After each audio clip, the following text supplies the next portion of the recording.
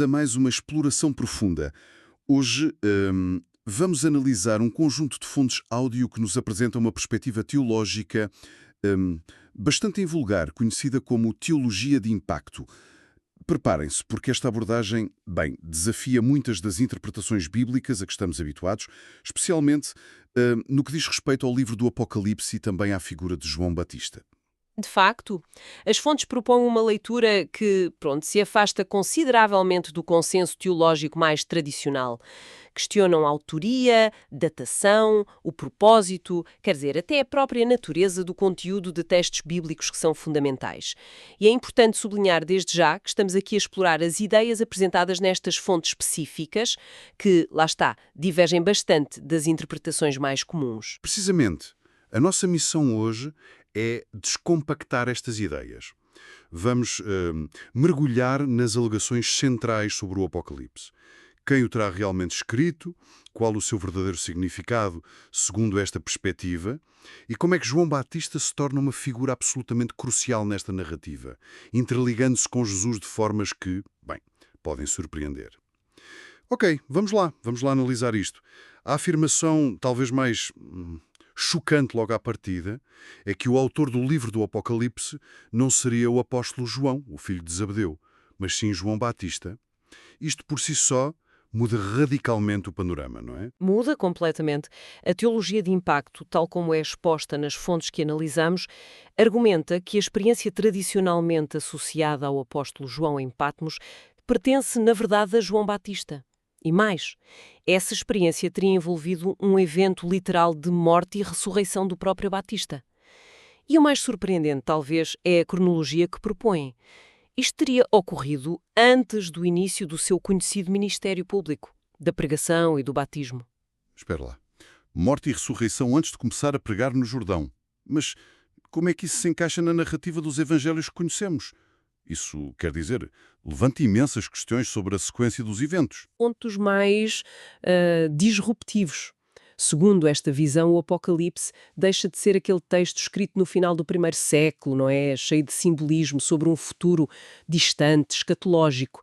Em vez disso, torna-se um relato precoce, direto e concreto, intrinsecamente ligado às experiências transformadoras deste João Batista já ressuscitado e aos eventos que levariam depois à manifestação pública de Jesus.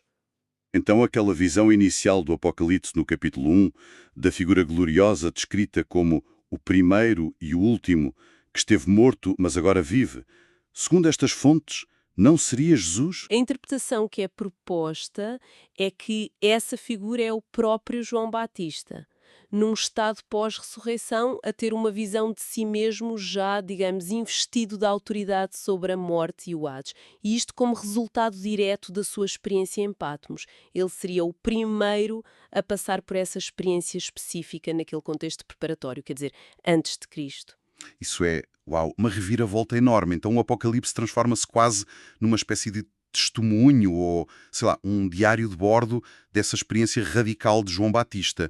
E deixa de ser uma profecia sobre o fim do mundo, como geralmente se interpreta. Essa é a perspectiva avançada, sim.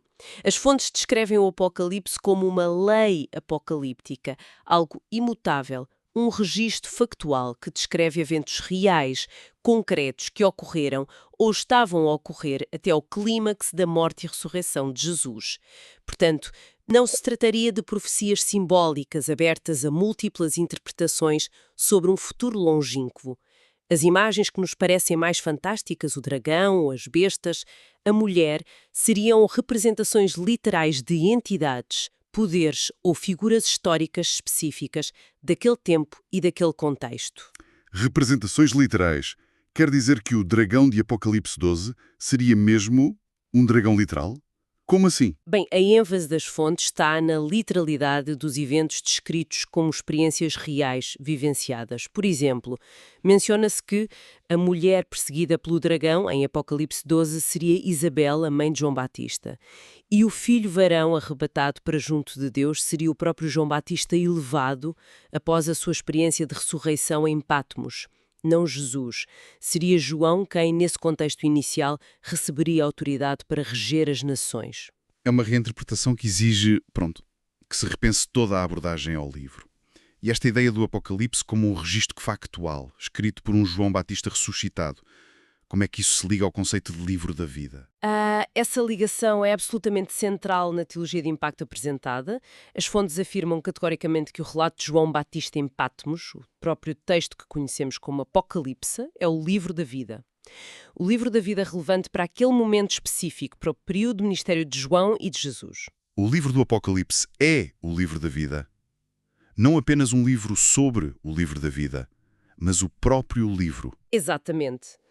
Não é uma metáfora, percebe? Segundo esta visão, o Apocalipse funcionava como um registro literal. Estar inscrito nele significava receber o batismo de João Batista. E esse batismo, que também era visto como um ato concreto, não meramente simbólico, garantia que o nome da pessoa não seria riscado face ao julgamento iminente de Yahweh que João anunciava. É chamada primeira morte, um julgamento divino naquele contexto histórico específico. Era, portanto, um registro ativo da salvação oferecida através do ministério de João, validado pela sua própria ressurreição e pela autoridade que ele tinha recebido. Ok, estou a tentar processar. O Apocalipse como um registro literal, escrito por João Batista ressuscitado antes do seu ministério a funcionar como livro da vida para o seu batismo. Certo. E as visões em si? As cenas descritas, como se encaixam nisto? Se não são símbolos do futuro, o que são então? As fontes insistem que estas visões, e não só no Apocalipse, mas também em relatos como os de Daniel ou Moisés, são experiências reais, concretas, vivenciais. Não se passariam apenas na mente do profeta, tipo um sonho ou uma imagem mental. Seriam fenómenos objetivos, potencialmente observáveis por outras pessoas que estivessem presentes. A realidade metafísica é apresentada como algo tangível, verificável, e essa verificabilidade seria essencial para a autenticidade da revelação divina. Argumenta-se mesmo que quanto mais fantástica ou estranha parece a descrição, mais próxima ela estaria da experiência original, menos filtrada ou suavizada por interpretações posteriores que tendem a algorizar ou simbolizar. Essa ideia de que as descrições mais estranhas são as mais autênticas é contraintuitiva, de facto. Mas, seguindo essa linha de raciocínio sobre literalidade e um apocalipse pré-existente, as fontes aplicam isto também às palavras de Jesus. Mencionou-se algo sobre as tentações no deserto. Sim, e essa é uma das aplicações mais detalhadas e, diria, cruciais desta teologia conforme as fontes. A análise proposta para as tentações de Jesus em Mateus 4 e Lucas 4 é radicalmente diferente da tradicional. Argumenta-se que Jesus não está apenas a citar versículos do Antigo Testamento como referência a mandamentos passados ou a Deus Pai de forma genérica. Então, o que estaria ele a fazer, segundo esta perspectiva? Ele estaria, em cada resposta, a afirmar a sua própria identidade e missão divinas. E o ponto fulcral, mesmo fulcral, é que essas afirmações encontram a sua confirmação literal, factual e concreta precisamente no livro do Apocalipse, que, lembremos, segundo esta visão, já existia como testemunho escrito e autorizado do João Batista ressuscitado. Jesus estaria, de certa forma, a autenticar-se usando o livro da vida que o seu precursor tinha trazido à luz. Interessante. Pode dar exemplos concretos dessa ligação entre as respostas de Jesus e o Apocalipse como confirmação factual? Claro, claro. Tomemos a primeira tentação, sobre transformar pedras em pão. Quando Jesus responde: "Nem só de pão viverá o homem, mas de toda a palavra que sai da boca de Deus." A teologia de impacto diz que ele não está apenas a citar Deuteronômio, ele está a afirmar-se como o verdadeiro pão da vida e a palavra viva de Deus encarnada. E onde está a confirmação factual disto? No Apocalipse.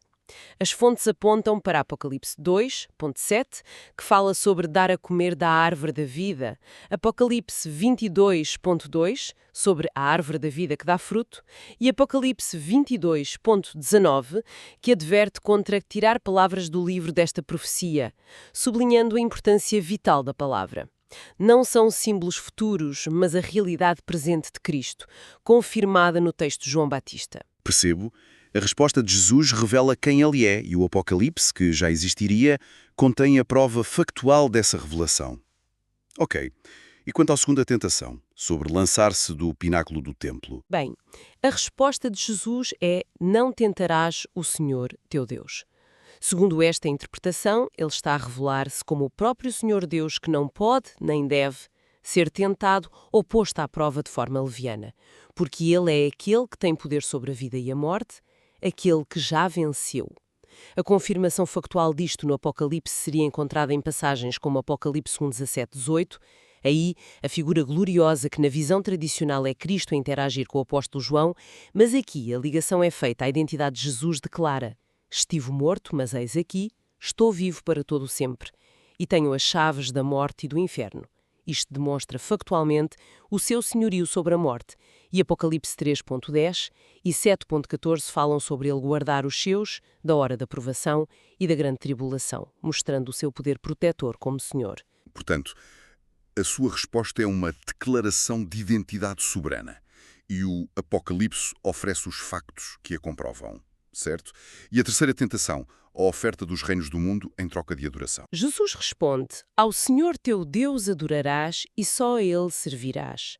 Aqui, ele estaria a declarar-se inequivocamente como o único ser digno de adoração e serviço exclusivo. Não estaria a apontar para um Deus distante, mas para si mesmo como Deus encarnado. O Apocalipse confirma isto factualmente, segundo as fontes, de forma muito clara. Veja-se Apocalipse 13, 4, 8, que descreve a adoração dada à besta e ao dragão, contrastando-a explicitamente com aqueles cujos nomes estão escritos no livro da vida, o Apocalipse do Cordeiro que foi morto. A adoração devida é a Ele. Apocalipse 14, 7 tem um anjo a clamar: temei a Deus e dai-lhe glória, e adorai aquele que fez o céu e a terra, apontando para o Criador, que Jesus afirma ser. E Apocalipse 19, 10, onde o anjo recusa a adoração do vidente, dizendo adora a Deus, reforça a exclusividade da adoração a Deus, que nesta teologia se manifesta plenamente em Cristo. Uhum. É uma leitura que entrelaça as tentações e o Apocalipse de uma forma muito específica e literal. Jesus usa as suas respostas para dizer eu sou isto, e o Apocalipse, como documento factual pré-existente, serve de prova. Sim, ele é isto. Isto coloca o Apocalipse num papel fundamental logo no início do ministério de Jesus, então. Exatamente. O Apocalipse não é visto apenas como um livro de profecias finais, mas como um documento fundacional, um testemunho autorizado pelo próprio Deus através da ressurreição de João Batista, que serve tanto como o livro da vida para o batismo de João, como de confirmação factual da identidade e autoridade divinas de Jesus Cristo. Voltando a João Batista, então, nesta perspectiva, o seu papel transcende largamente o de mero precursor, não é? Absolutamente. As fontes elevam-no a uma posição sem igual. É apresentado como o maior dos profetas, superior a todos do Antigo Testamento, como o próprio Jesus parece indicar noutras passagens dos Evangelhos. A sua importância era tão central que, como os Evangelhos relatam, Herodes e outros chegaram a pensar que João Batista era Jesus ressuscitado, o que mostra a confusão e a magnitude da figura de João. A sua ressurreição literal em Patmos, antes do ministério, explicaria a autoridade única por trás das suas palavras e do seu batismo. Esse batismo, como dissemos, não era simbólico. Era um ato concreto de arrependimento que oferecia salvação real do julgamento iminente de Ava, a tal primeira morte, garantindo a inscrição no livro da vida, que era o próprio Apocalipse. Ok. E a ligação a Daniel que mencionou antes, onde é que isso entra? As fontes propõem uma interpretação intrigante da visão de Daniel 7, da figura semelhante a um filho do homem, que vem nas nuvens. Argumenta-se que essa figura vista por Daniel seria, na verdade, uma visão profética do próprio João Batista no seu estado ressurreto e glorificado. Daniel não o teria reconhecido, obviamente, mas João Batista, ao ter a sua visão em Patmos, descrita no Apocalipse, reconheceria essa figura ou alguém como ele, porque estaria, de certa forma, a ver-se a si mesmo a cumprir esse papel de autoridade que Daniel anteviu. Tantas camadas de reinterpretação. É impressionante. Falámos de João Batista, do Apocalipse, de Jesus. E quanto a Maria, a mãe de Jesus? As fontes também apresentam perspectivas diferentes sobre ela? Sim, apresentam, e são igualmente radicais, talvez até mais surpreendentes. Primeiro, sobre a concepção de Jesus. Descrevem-na como uma obra miraculosa direta do Espírito Santo no ventre de Maria. As fontes enfatizam o uso da palavra grega gastra, que é estômago ou ventre em sentido mais geral, em vez de koilia, que seria útero, sugerindo que não envolveu o útero da forma biológica normal, nem a fecundação de um óvulo, preservando assim a virgindade física de Maria de forma absoluta. Até aí, bem, embora com essas nuances na terminologia, alinhas com a ideia do nascimento virginal. Mas disse que havia algo mais radical. Sim. A proposta mais chocante é sobre o momento da Anunciação, quando o anjo diz que o Espírito Santo viria sobre Maria e o poder do Altíssimo a cobriria com a sua sombra, skia em grego. A teologia de impacto interpreta esta sombra não como uma presença protetora, mas como uma morte literal. Ligam a palavra skia a outras passagens, como o Salmo 23, Vale da Sombra da Morte, argumentando que Maria morreu literalmente naquele momento. O seu corpo tornou-se como a terra seca, de Isaías 53, um estado inerte, sem vida. Maria morreu na Anunciação. E depois? Como? A entrada de Jesus, a palavra viva, a própria vida, no seu ventre, gaster, trouxe-lhe a ressurreição. Maria teria morrido e ressuscitado instantaneamente naquele encontro divino. Uma morte e ressurreição de Maria? As implicações disso seriam enormes. Como é que as fontes justificam ou explicam isto melhor? Apresentam isto como uma explicação para vários aspectos posteriores. Por exemplo, a sua viagem apressada para visitar Isabel, em Lucas 1,39. A palavra grega para apressada pode ter outras conotações, e as fontes sugerem que ela não viajou apressadamente no sentido normal, mas foi transladada pelo Espírito, algo possível para um corpo já ressurgeto. Além disso, esta experiência fundamentaria a sua virgindade perpétua.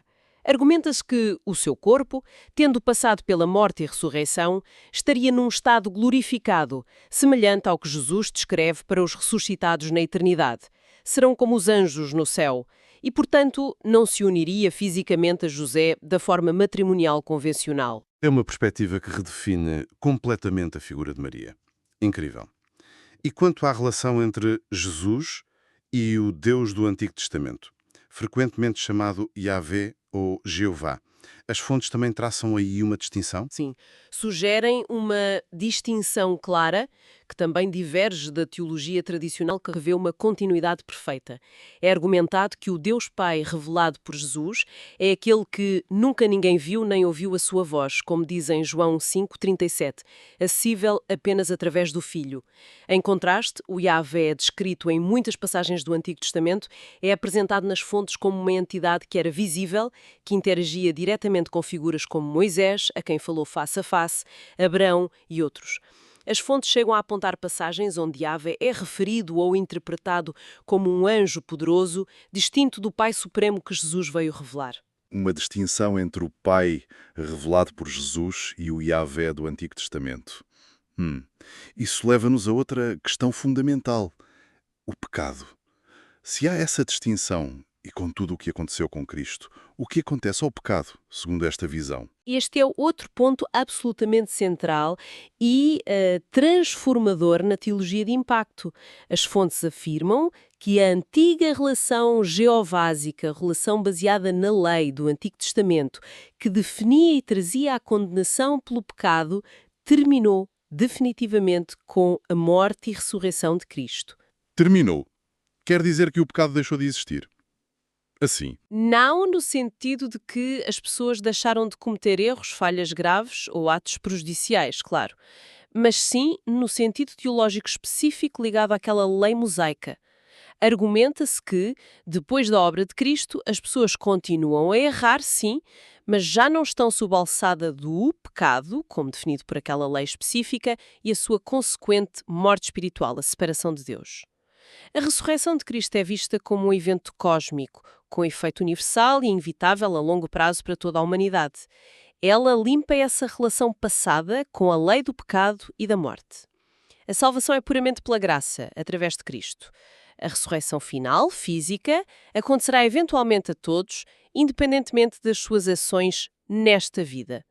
Embora, claro, a comunhão com Cristo e os benefícios da ressurreição possam ser antecipados e vividos já em vida ao aceitado. Que análise intensa e, bem, repleta de ideias que desafiam o status quo teológico. Recapitulando o que exploramos a partir destas fontes sobre a teologia de impacto, temos João Batista, não o apóstolo, como autor de um apocalipse literal, histórico, escrito após a sua própria ressurreição, antes do seu ministério, e a funcionar como o livro da vida para o seu tempo. Certo? Temos Jesus, nas tentações, a não só citar o Antigo Testamento, mas a afirmar a sua identidade divina usando esse apocalipse pré-existente como confirmação factual. Temos visões e eventos bíblicos interpretados como concretos e literais, não simbólicos.